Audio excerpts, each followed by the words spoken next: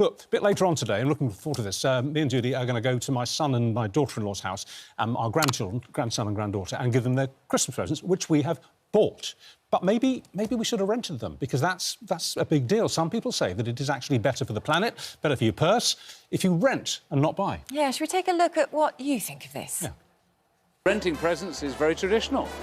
If you go back to old days, people were renting tulips. They play with it for 5 minutes and then they get bored, so it might not be a bad thing. I think gifts are meant to be bought, not to be rented. Yeah. It's a really good idea for me. I think it's a good idea. It saves money and it gives the child new opportunities with new toys. Seems a bit selfish just to rent it for a short time and then you've got to say, sorry, bye-bye.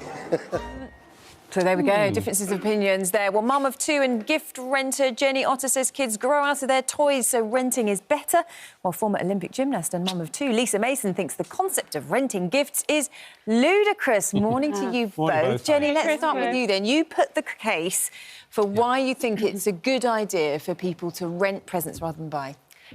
We sort of use it in the same way you would a book library. So we get access to a range of different toys, we get to play with them, they get to keep them if they like them, and we get to send back the toys that they don't play with after a few weeks, which is so common. But you're not talking about all of the toys, are you? Presumably you're talking about the big expensive numbers, like the Christmas bike, for example. Yeah, absolutely. Yeah. Bikes are a great one because they grow out of them, you can send it back and get a new one. You know, as well as looking at renting, you can also look at second-hand and vintage toys. That is also another way that's better for the environment. OK, well, Lisa, let's come to you. What do you make of this, then? Because there is that whole thing, you know, sometimes the children, you get them a present, they play with it for a few days and then that's it, they're on to the next thing. I mean, me personally, I'm a great believer in if you know your child well enough, you'll know what is kind of a fad and what's not.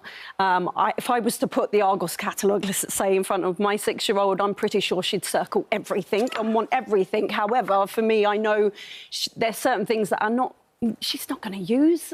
So, I mean, generally speaking, I will buy creative presents, like, you know, arts and crafts and things like that. But, you know, if we take a look at, if everyone decided to rent presents now, what would happen to the high street, you know?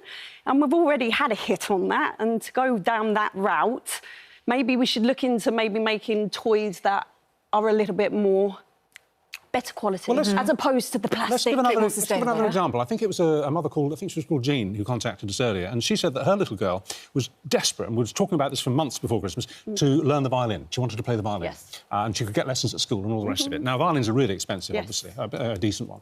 So they rented one, and the daughter had some lessons for a few months, and after about 3 months, she got fed up with it and didn't want to go anymore, and they were able to send the violin back. That's not a bad example. Yeah, I mean, of course not. But if you look at things like a doll's house to rent, something like that, you have platforms like Vinted, where if your kids are not playing with these toys, you can literally sell them off or give them to family members. That's what I do a lot of the time, or charity shops. But where do you rent? See, I don't even know where I'd start. Where do you rent toys from? Well, there are lots of different online toy libraries, but also local toy libraries are really, really common. So what do you punch in? What's the key? I would type in toy subscription service, and that would bring up toy something. Subscription service. And there's also a similar one that's a bike subscription service, which has been really popular because... What was the first toy that you rented?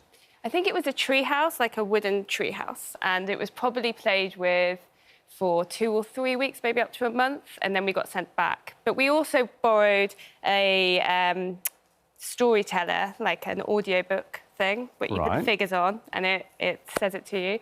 And that was a real hit, and because my children were using it every day, we eventually bought it at a reduced price from the subscription service. OK, so that's how it can work. Well, listen, let's take a look at how people have been voting, because we asked on Twitter whether people thought this was a good idea or not to rent Christmas gift. Let's have a look. Oh, I mean, 8% yes, 92% no. Well, it's because they think it's a bit mean-spirited. There's a sense that you're giving a gift with strings attached, so you're going to yank it back. Maybe we'll get there one day. Thanks both very much.